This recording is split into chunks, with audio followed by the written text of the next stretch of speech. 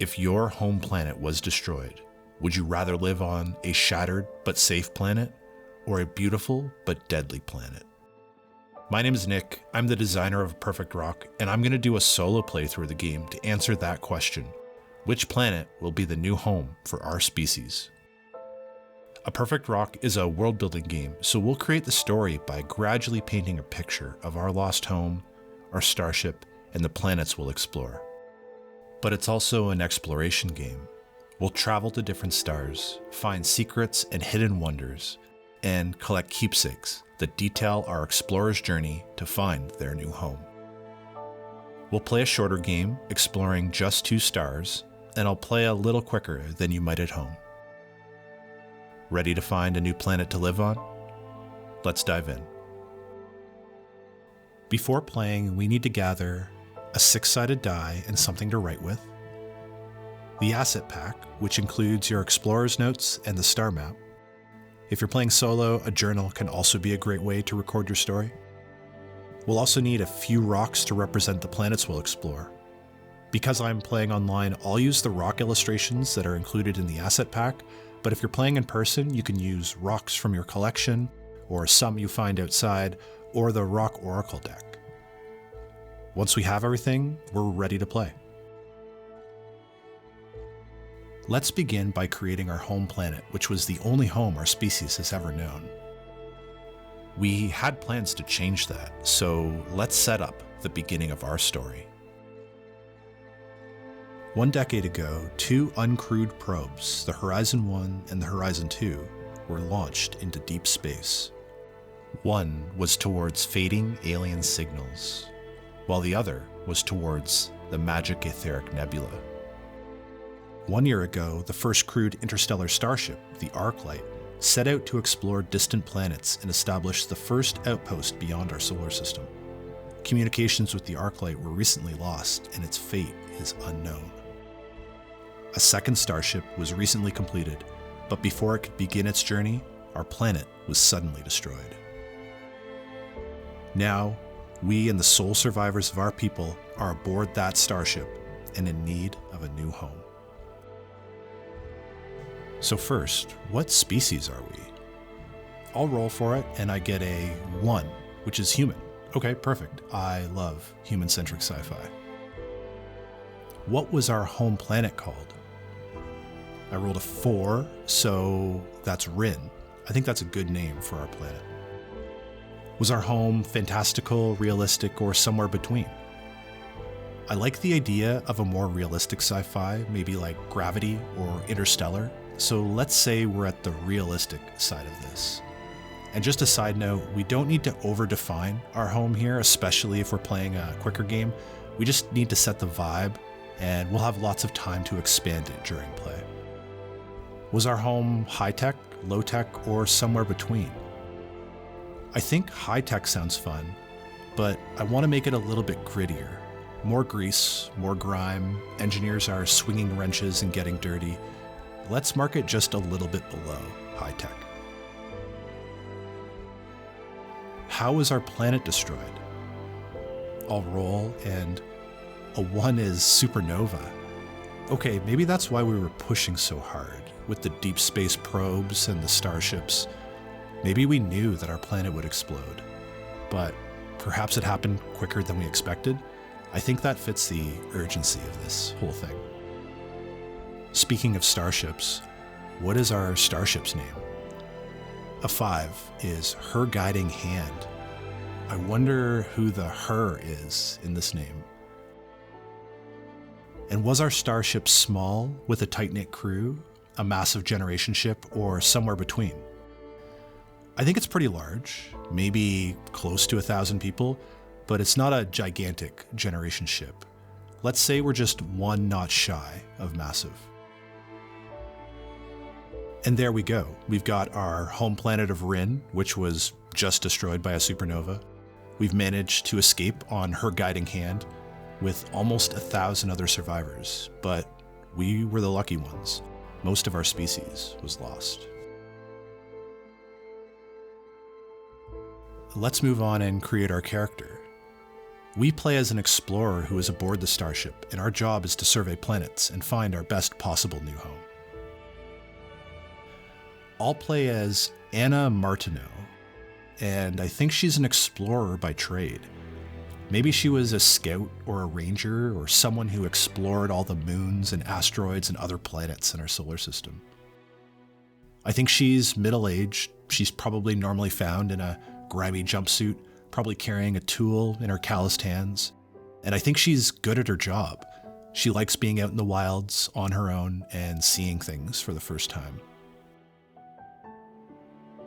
What gear does Anna use to survey planets? A1 says that she uses a hover bike. Okay, that's perfect. I love the idea of her speeding around strange landscapes. Let's record that in the gear section of the Explorer's Notes. And there are a bunch of different ways that we could do this. One, we can just write down hover bike. Or we could do a really simple drawing. But for me, I like to do a more detailed sketch of this hover bike. Don't worry about your drawing skills here. Your Explorer Notes are for you to remember your journey through the stars. Just think, what details would your explorer think are important here? For Anna, I think she'd be sure to call out the turbocharged engine that she added to the bike. Just anything to make it go a little bit faster. How was Rin a perfect home for Anna? I think we said that she liked the wilderness, and she liked being on her own, so maybe that's it. She liked the forests, the mountains, the lakes of Rin. They were all beautiful. When Anna wasn't working, maybe she'd go off on these week-long adventures all by herself, just get lost in nature. That's where she felt most comfortable, and so that's what she thought was perfect. The wilderness. And finally, what keepsake did we take from our home planet? We're going to collect keepsakes from every planet that we explore. They add a little bit more detail to the world, they can help show what our explorer is interested in, but they also help us remember all the planets that we've been on. Same with our gear, we're going to record this however we like. We can write it down or we can draw it, but again, what details do we think our explorer would find important? Anna would probably take a small apple tree from Rin. I think that's probably her favorite food, and I think it's a Macintosh apple, to be precise. Let's also make a note where this came from. Rin. And that's our explorer, Anna. Because we're playing solo, we're going to do one extra thing. We're going to make a companion as well. This is someone important on the journey, someone to share the critical moments and the decisions of our adventure with. Let's roll for this, and with a 2, it's the starship captain. Interesting. I'm curious to find out how their perspective is a little bit different from Anna's. Again, we don't need to define too much here. We'll flesh out the captain a lot more during play. With our home, our ship, and our explorer created, let's begin our journey.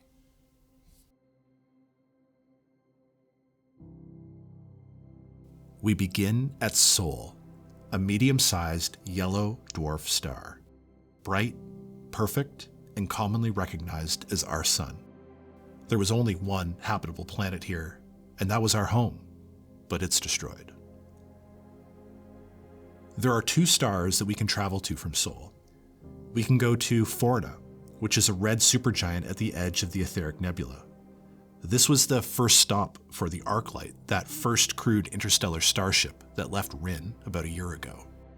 Or we can go to Proxima, a Type O main sequence star. Recent data from one of those deep space probes indicates evidence of a lost alien civilization.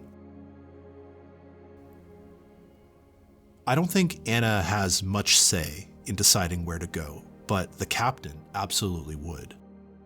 I think the missing Arclight scares them. They can't let the same thing happen to her guiding hand, or their entire species is just lost forever. They probably think it's better to spread out their chances, and so they choose to go to Proxima. Just as we leave the star system, we have a group observation to answer. What detail do we notice when we look back at our destroyed planet? Anna probably doesn't see much at all. The supernova is so blinding that it probably distorts all the sensors. Maybe there is an image circulating around on the ship systems though. It's just got a few small dots against this background of staticky white. Everyone's saying that that's Rin, those little dots, or what's left of it anyway. I don't think Anna looks at that image for very long. The captain also saw that image, but they had no time to focus on it. I think they're more worried about the supernova's shockwave that is rushing towards them. Her guiding hand, or maybe the captain just calls it the hand, is at full power, and they hope they'll avoid the worst of it, but that's the only detail behind them that they care about. The journey between stars takes years, and this is where we get to learn a little bit more about our home aboard the starship. We're playing solo, so we'll explore 2 ship aspects on each journey between the stars. I think of it like slowly painting a picture of our starship over time, seeing what our home looks like and how it's changing. Let's see what we explore first.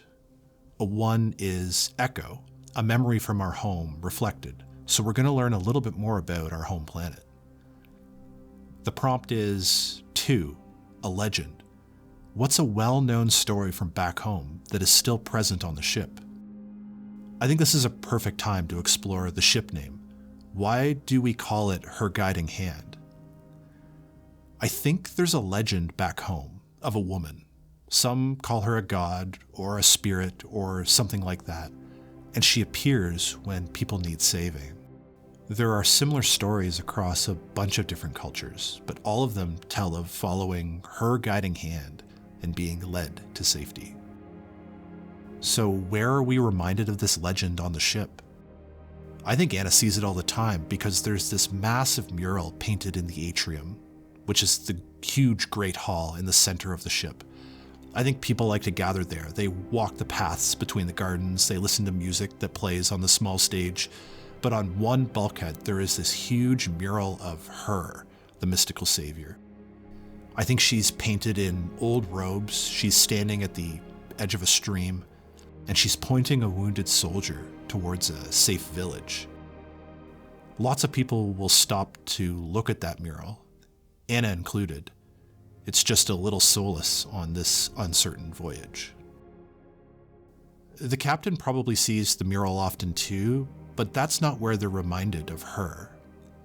Before they left Rin, I think a young king gave them a gift, a millennia-old book. It's leather cover worn and raw, but within it, it has the oldest written story of her.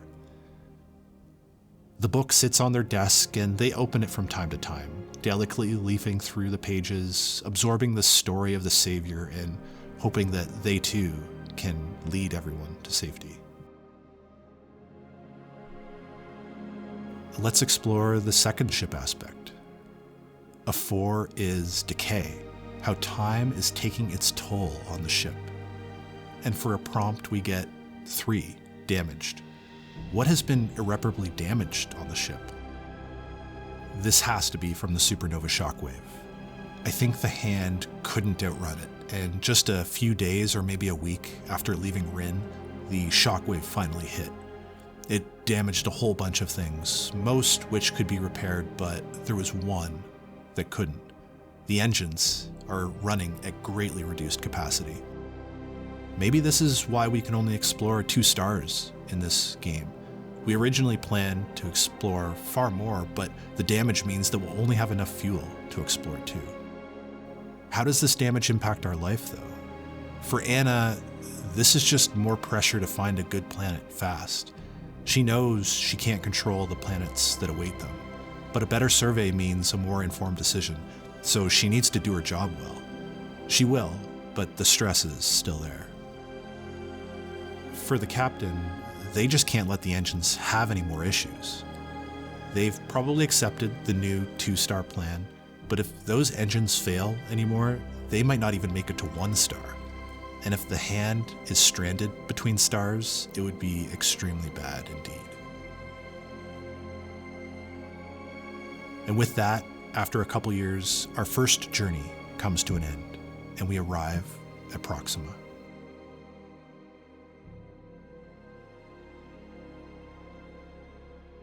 Proxima is a large and intensely bright O-type main sequence star. According to scans from the Horizon 1 probe as it traveled past the system, Proxima is at the outer edge of a multi-stellar lost alien civilization.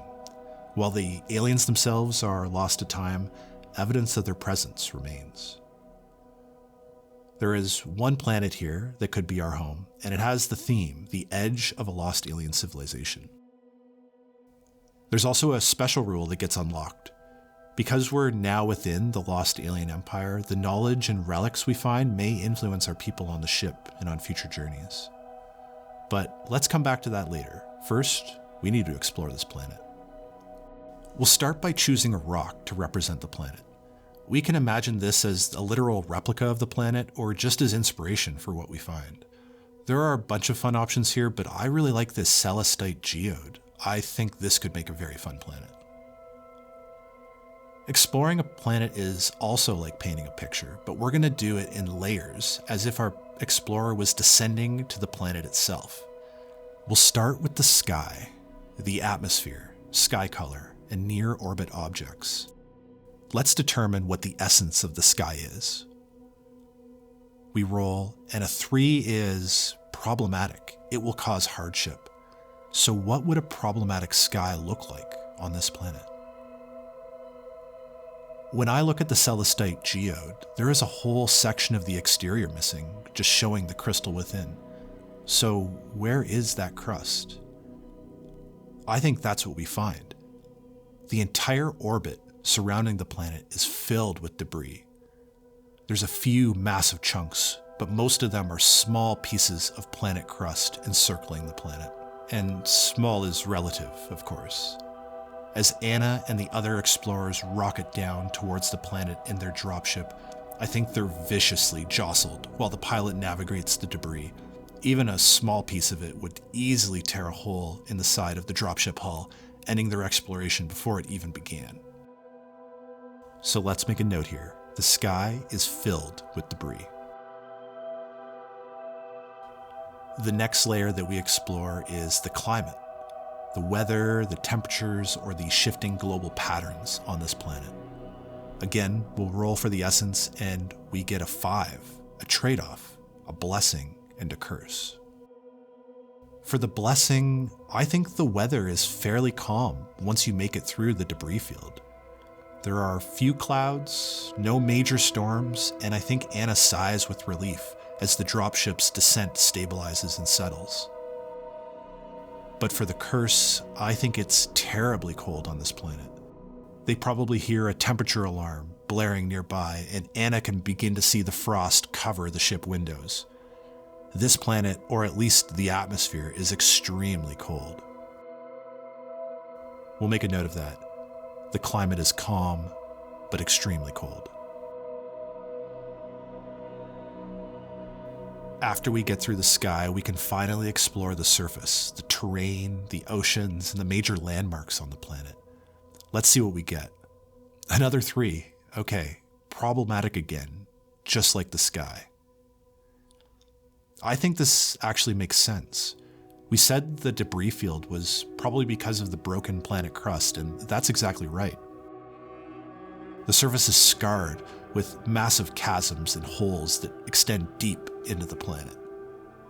Some of the surface is probably kind of normal. There are large plains and sprawling mountain ranges, but they're all covered in snow and ice. That's where the dropship probably lands, and the explorers get out, unloading all their gear with them. Anna, of course, has her hover bike, but I think other explorers also have some pretty cool gear.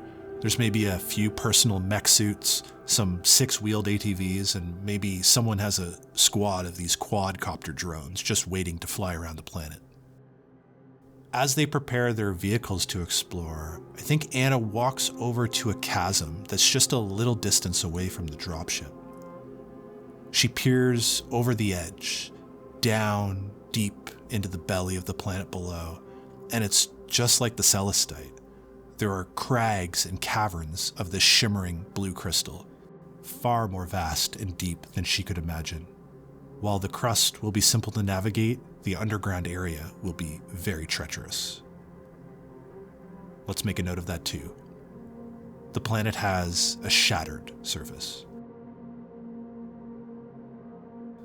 The next aspect that we'll explore is the flora, the plants, the fungi, and the microorganisms on this planet. We'll roll for the essence and we get a 2. Rare. It is insufficient or missing. I mean, this does seem fitting for a frigid ice planet. I think Anna finishes her survey grid on the top crust, but there's just nothing but ice and snow up here. She needs to explore deeper, so she lines up her bike and hits the throttle and rockets herself out over the chasm. Once she's in, she picks her way through the crystalline crags, and there's still no flora anywhere. But eventually, she does find something. A small, icy oasis. It's hard to call it anything else. There's a perfectly crystal clear pool. I think it's water. It's hidden within a little cavern, and surrounding this pool on all sides are all sorts of plants. Some look like frozen cactuses, others strange wispy grasses, and maybe there's even a few strange succulents that ooze water which quickly becomes these tiny little icicles. So there are some plants here, they're just extremely hard to find. Let's note that down. Rare frozen oases. So not many flora, but how about the fauna, the animals, insects, and monsters of this planet? We'll roll, and a 6, they're perfect. What type of perfect animals would exist in such a harsh environment? I think when Anna was completing her survey grid up on the crust, her bioscan sensor began chirping. There was a massive herd of something approaching. She probably sped her hover bike up onto a nearby cliff and watched as hundreds of huge beasts trudged through the snow. They kind of looked like mammoths, but without the trunk or the tusks. They had the shaggy white fur covering everything except for this row of blue bone-like plates that ran along their back. But I think most strangely, they had no legs. Their massive bulk just glided along the ground, leaving these perfectly smooth trails in the snow. I think she radioed another explorer, maybe one with a mech suit, so they could separate one from the herd and maybe study it. I think it's pretty docile. Maybe it could even be milked, and probably eaten if push came to shove. So it's pretty much the perfect type of animal for surviving on a strange world. Even though there isn't much on this frozen planet, at least there are these hairy, floating mammoths. Let's make a note of that. And the final thing we need to explore is the secret, a mysterious, mystical, or wondrous secret of the planet. I always like imagining the secret because it could be anything. Something powerful that unifies all the aspects of the planet together, or maybe something wild that leaves an even bigger mystery. The secret is also a great place to revisit the theme of the star, which in this case is the edge of a lost alien civilization. I haven't really brought any of that in yet, so let's explore that here. We'll roll for the essence, and a 4 is strange, something odd and unsettling. I think the planet crust and upper surface feels pretty barren. I don't think the secret is up there. I think it's deep within the planet. Anna's probably continuing her survey in the crystalline caverns, trying to find more icy oases or at least some more useful fauna. But eventually, she finds a tunnel. It's big, maybe 50 feet wide, 50 feet tall, and very long. She just can't see the end. It's darkness. And it's definitely not natural. The walls are perfectly smooth, like they've been expertly carved into the crystal. She maneuvers her bike in, and I think the walls light up, kind of like motion sensors. There's this scene of her speeding her way through the tunnels, the lights moving with her and fading behind, and she's looking for an end, or a source, or just somewhere that these tunnels lead. But I think they're just a labyrinth. endlessly snaking throughout the planet. Why would the aliens make this? I have no idea, but it is safe, and it's actually probably warm in here, which is definitely a little strange. So let's note our secret: endless warm tunnels.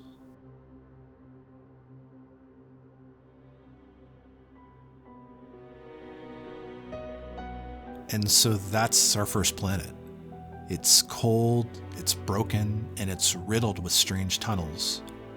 But what keepsake would Anna collect to remember it? I think she has a green thumb. I mean, she already has the apple tree from Rin, so let's collect a plant. Maybe one of those icy oases. She dug up a small frozen cactus, put it in a cool little robot pot, and then took it back to the ship with her. I think this cactus is cold. Maybe it emanates cold all around it. She can even feel it in her backpack as she's going up back to the ship. We need to add a little note where this cactus came from, but we don't have a name for the planet yet. Let's decide what that is, and we'll do a little mission debrief with the captain. I think this debrief happens in Anna's quarters, shortly after she's returned to the Hand. She's probably changed and showered, and she's maybe finding the best place to put that frozen cactus in her room. It emanates this strange aura of cold, so putting it right next to the apple tree is probably not a good idea. The door chimes, and the captain's there, so Anna invites them in. They've been on the ship for a couple of years, so I think they're probably acquaintances now. I expect the captain would want a good working relationship with all of the explorers aboard. They probably have an informal debrief. They sit on the bed, they talk about the cold, the crystalline caverns, and mostly the tunnels. There's just one question on the captain's mind. Could they live there? I think Anna hesitates. The world is broken. It's frozen. The tunnels are strange. They'd be safe, but it's like living in a hole in the ground. Is that really living? I think the captain listens and nods, but eventually they get called to the bridge, and so they end by asking Anna, what would you name the planet? She thinks for a second and says, Celeste. And so it is named. We spend a few weeks at Celeste, studying the floating mammoths, mapping out the labyrinthine tunnels. But the captain has a schedule to keep, and so it's time that we journey to the next star. There are 2 new places we can travel to from Proxima. Our first option is Karelli, a blue supergiant. We actually suspect this to be the lost alien homeworld. The other option is an unknown gravitational anomaly that was detected by one of the deep space probes. We have no idea what it is, but something is definitely there. Again, this is a decision for the captain, and I think it's a simple one. We don't have the time or the fuel to explore random anomalies. We need to be efficient. And there is probably more buzz now about the aliens since we found their strange yet safe tunnels. The choice is made. We head to Karelli. Let's continue to add to our painting of her guided hand and explore another starship aspect. Because Proxima was part of the lost alien empire, we have a new aspect that we can explore now. Influence from the lost aliens and how those discoveries change our home. I'm going to choose that, and we'll roll for a prompt. A 1, an alien technology that is now being used. I think we've reverse engineered the alien lighting tech that covered the tunnel walls on Celeste. Maybe it's like a paint. You can apply it to any surface and get a whole range of different functionality. With one formula, maybe you can create specific lighting. A different formula maybe produces or absorbs heat, and another creates or dampens sound waves. Perhaps it doesn't even need a power source, so engineers began using it all over the ship. But how do we interact with it during our day-to-day? Anna was probably hesitant to use it at first. It's a strange alien technology after all, but it's actually really useful. I think she's replaced all the lighting in her quarters, maybe turned her little plant shelf to have perfect ambient temperatures. She even made these cool light gloves by painting the palms of her work gloves with the material, and she can hold up her hands like little flashlights. The captain, however, just came from the secure science labs, and they're using the paint to create some type of prototype hologram system. Maybe it can create visual projections that are completely indistinguishable from real life in any 50-foot vicinity. They're thinking about the tunnels. They were covered in this tech, and they seemed empty to us, but maybe that's just because we weren't looking in the right way. Let's roll for another starship aspect.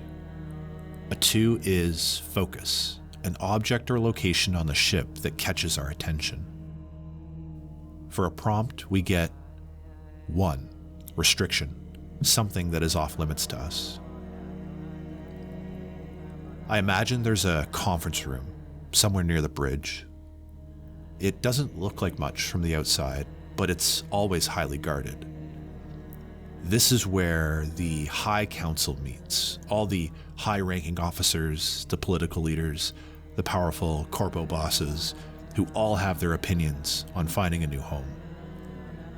I don't think many people know about it, and even fewer people are allowed inside one of these High Council meetings. But what rumors have we heard about this council room? Anna has definitely not been invited to any of these meetings, but I think she knows about the room and she knows about the council. I think a rumor that she's heard is that there's been infighting. The council is not happy with what they found on Celeste. They're questioning the captain, the explorers, everyone else doing actual work on these missions. And judging by the captain's demeanor after one of these meetings, Anna thinks this rumor might be true. For the captain, I think they dread these meetings. There's another rumor making the rounds though, and this one is also true. The council is testing weapons that have integrated the alien tech. They're both improving their own weapons, but they're also testing how our weapons fare against the tech, should we actually meet hostile aliens. I think the captain probably tries to squash this rumor. The last thing that they want is undue panic spreading through the ship. After a few more years in the darkness of space, her guiding hand finally approaches Karelli.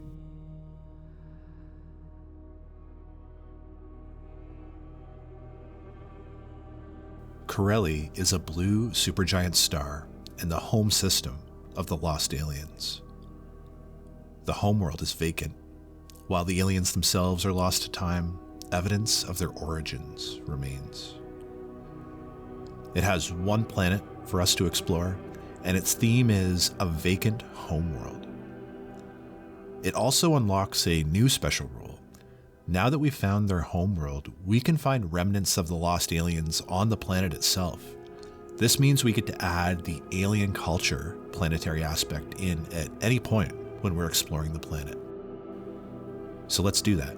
Let's explore the planet. First, which rock do we think should represent this planet? The iolite is speaking to me. The cut shape is kind of interesting, and the blue is reminding me of the celestite geode, so let's choose that, the iolite. Let's begin to paint our picture of this planet, starting with the sky. A 4 is strange, odd, and unsettling.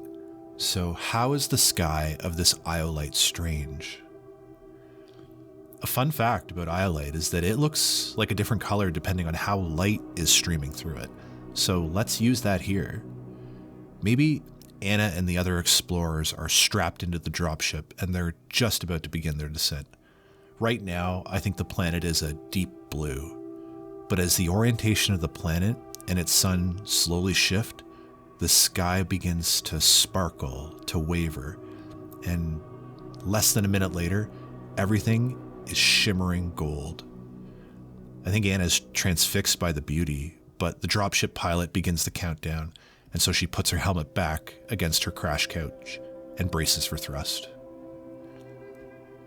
Our first note for this planet: the sky shifts from blue to gold.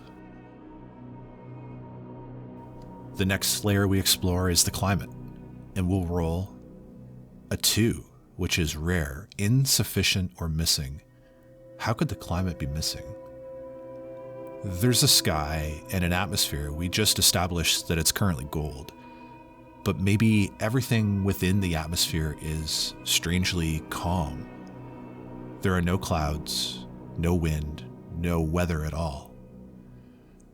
The dropship ride down to this planet is very different from what Anna remembered on Celeste.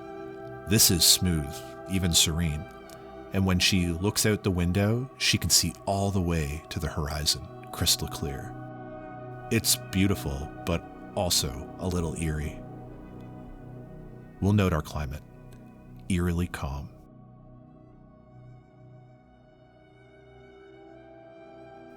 What about the surface? What's it like under these beautiful calm skies? A 6, it's perfect. So what does a perfect surface look like?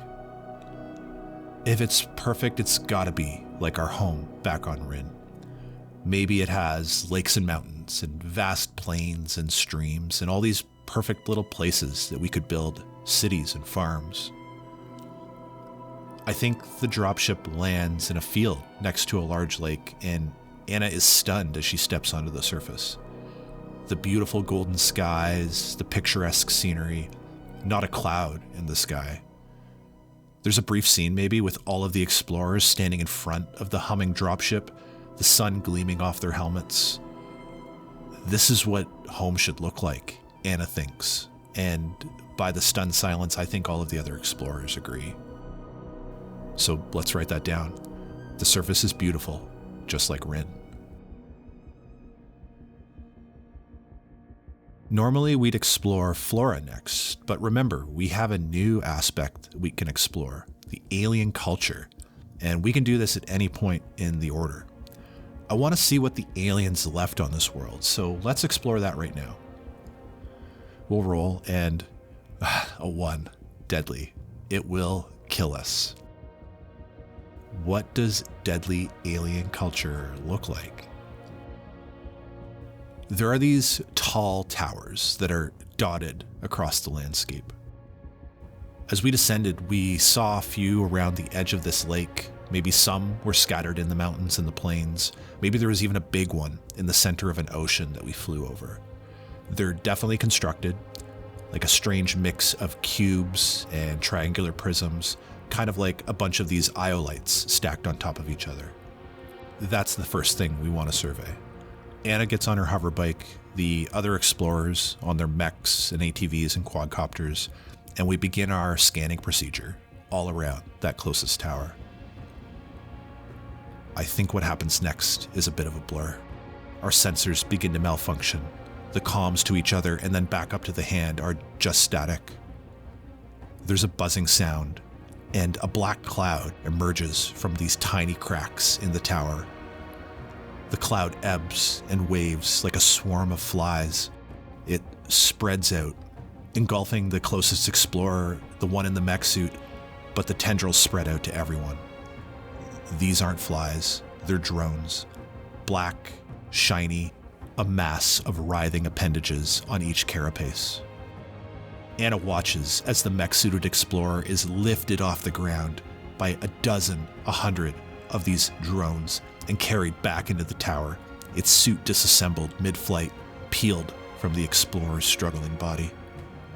The swarm floods towards her, and so she spins the bike and punches the throttle, holding on for dear life as she rockets across the lake. I think we zoom out, and we see this scene from the perspective of her guiding hand's optical sensors. All around the alien tower, the drone cloud is eviscerating the explorers. carrying them and their gear through the sky and back into its dark crevices. A single hoverbike, however, speeds off towards the horizon.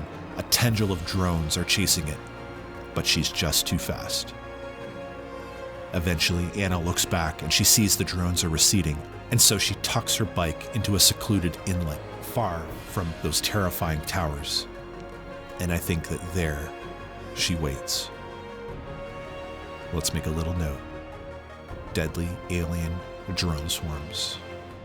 Probably not a great thing to have on a planet. Let's get back to the rest of the exploration, though. Up next, we have Flora, and we'll roll a 4. It's also strange. Because the landscape is so beautiful, I think the plants are quite beautiful too. All of these deadly scenes have been happening within a breathtaking backdrop. There's flowing grass, maybe it's dotted with tiny flowers, and shimmering trees off in the distance, everything bathed in this beautiful golden light. But how is the flora strange? Maybe it has some kind of intelligence. Anna escaped the drones for a number of reasons. I think she was lucky enough to be far from the tower. Her bike is obviously super fast, but I think she felt a presence too, guiding her through the plains and towards safety. Only after she stopped, after her breathing slowed, did she notice it. The grasses would bend towards her. They would brush against her leg, and she felt safe near them, protected.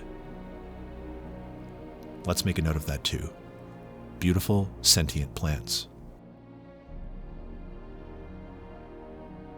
Let's see what the fauna's like. We roll a 3, problematic. I imagine a scene where Anna has climbed a small hill. Maybe she's trying to get her communicator to reestablish connection to the starship. Maybe the plants led her to a perfect spot, one that overlooks the plains and the lake, and she can see those towers off in the distance. It takes her a little bit, but she eventually reconnects and makes contact with the ship. She sends her position for extraction, probably uploads whatever data she had from the drone encounter, and waits to be picked up. Eventually, she sees this white speck emerge in the sky. It's the entry plume from a rescue dropship, but she's not the only one who sees it. A giant shadow passes over her from behind, and she instinctively ducks. There's a gigantic flying creature, maybe as large as the starship, her guiding hand itself, soaring towards that tiny little dropship. It's shaped like a manta ray, but it has a mouth of vicious teeth, and she can see them even from down here. The grasses bend to cover her, and she burrows under them for protection, but she's not the target. The dropship is. I think for the next hour, she watches as the dropship aborts and re-enters, trying to outmaneuver and get away from this circling monster. And eventually, the beast gets bored and flies off over the horizon. So that's our fauna. A ship-eating flying monster. Finally, we get to our secret. We've explored a little bit of the alien legacy on this planet, but I want to go a little bit deeper. So we'll roll, and a 4, of course, strange. What's the strange secret here? Maybe we should finish this where we started. I think eventually the rescue ship lands, and Anna is extracted. The pilot's probably stressed from needing to evade that beast, and probably can't wait to get off this planet. She asks if they're going to go pick up any of the other explorers, but I think there's just a shake of the head. She's the only one left. So she buckles into her crash couch, and she looks out the window as the ship begins to take off. She sees the golden sky begin to sparkle and waver. And suddenly the sky color shifts again. The landscape is bathed in this deep blue. It's even more magical to watch probably from inside the planet's atmosphere, but then she notices something. The alien towers, those terrifying towers, they're gone. And instead she sees thousands of structures, the sprawling ruins of a megacity blanketing the landscape all the way to the horizon. Was this where the aliens lived? Was it just invisible when the sky was gold, or did they only exist when the sky was blue? I think her mind is racing with these questions, but the ship begins to approach its exit velocity, so she puts her head back against the crash coach chair and she shuts her eyes. Our secret for this planet? A hidden megacity, only visible when the sky is blue. And that's our second planet. A little different from our first. What keepsake would Anna collect from it to remember this planet? It's gotta be one of those sentient plants. Maybe it's a flower she collected while she was on that hill waiting for the rescue ship. I think it's a goldenrod flower. And I think she probably paused while she was digging it up. Would a sentient plant want to be taken away from its home? But I think she puts it in a mech pod anyway, and she takes it with her. We'll need to note where this came from, so let's figure out what our planet name is. This debrief is a lot more serious. I think Anna is brought to that High Council's restricted meeting room immediately after she arrives back on the hand from the rescue dropship.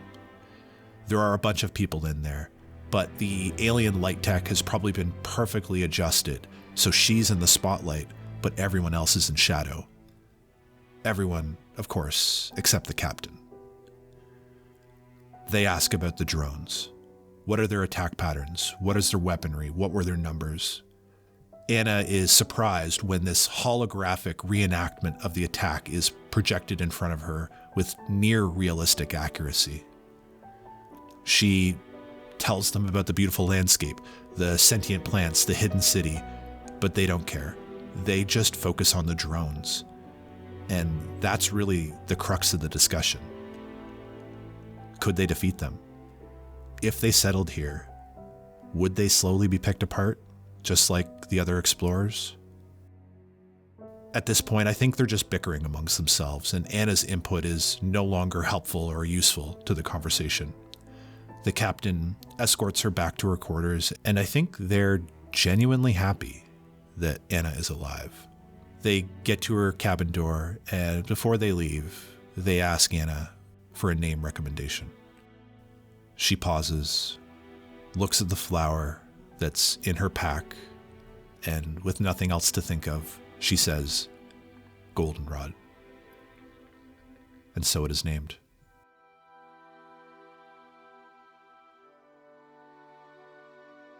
A few nights later, the captain invites Anna to dinner, just the two of them.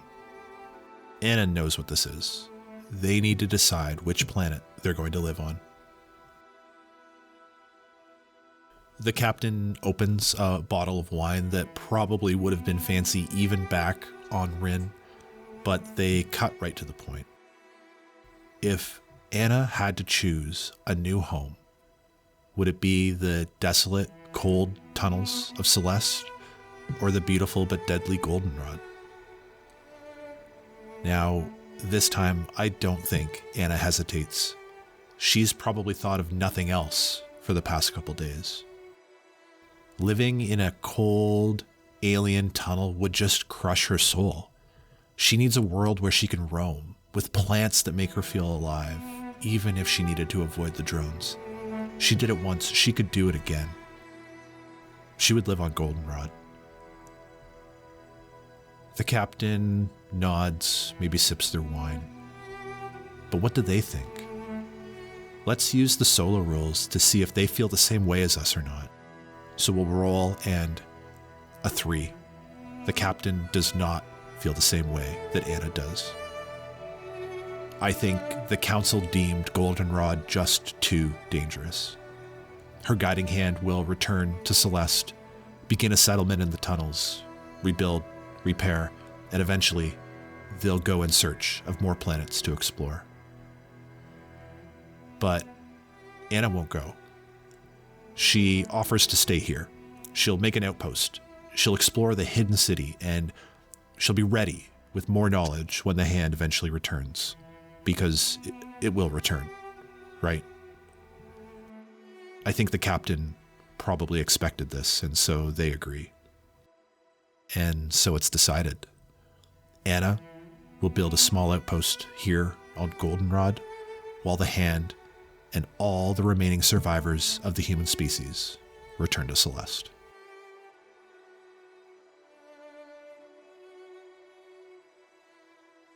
Before we part ways, let's finish our painting of the starship. We'll explore 2 more ship aspects, but this time we get to pick from closure, the end of a journey, and our final days on the ship. Our first prompt is a 3, preparation. How are we preparing for our new home? I think there are 2 dropships that are being filled with settlement gear for the new outpost. There's prefab buildings, these self-contained gardens, the vehicles, the repair kits, whatever the hand can spare. They're all being loaded on these dropships. And how are we helping with the preparation? Well, Anna is packing her gear and her keepsakes, and she's probably making a meticulous inventory of everything that is being packed onto the dropships. Maybe she's also asking for additional supplies. I think a few are granted, but most are probably denied. This isn't the only new home that they need to be built. She looks at the dropships and thinks this'll just have to do. I imagine the captain is watching all of this from a catwalk, maybe overlooking the ship bay. I think they call over an assistant and maybe give them a little list. Some special food reserves like jams, wines, maybe chocolates, a bunch of things from the High Council's personal stockpile. Add it to the dropships, they direct the assistant, and don't tell anyone. They won't miss it. A final prompt. 5. A speech given by someone important. This is the night before Anna departs, and the captain has decided to give a speech in the atrium. It's crowded in there. Everyone from the ship has come to hear their words. What does Anna remember about this speech days later? I think there was a certain point when she was called up on stage, maybe alongside the 10 others who also chose to stay on Goldenrod. She remembers looking out over the crowd, the eyes of her entire species watching her. And she remembers the words of the captain, these brave settlers, soon to be beyond the reach of her guiding hand, but never alone. The captain remembers this moment too. In front stood the massive crowd, thousands of people that will go and rebuild on Celeste. And to their right, Anna and the 10 brave settlers on Goldenrod. 2 groups, 2 chances for humanity to survive.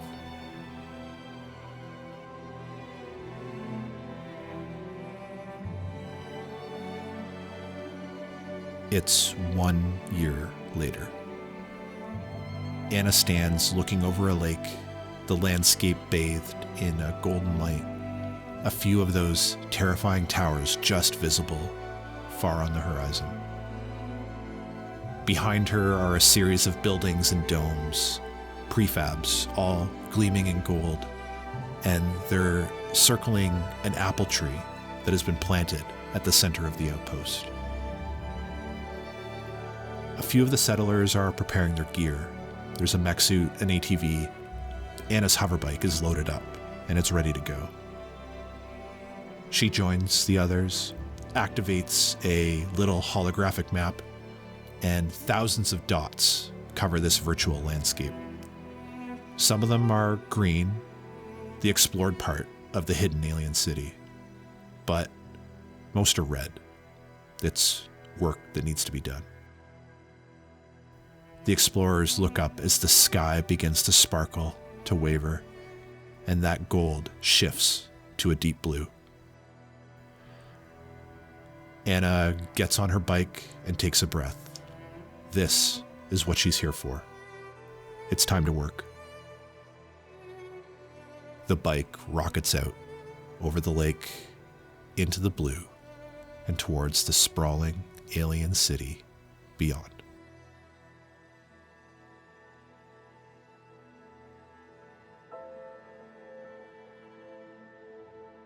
Thank you for joining me on this solo playthrough of A Perfect Rock. If you want to hear a multiplayer game with a little bit more roleplay, I'll post a link in the description below.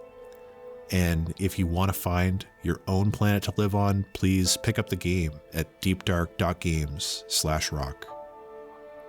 We'll see you out among the stars.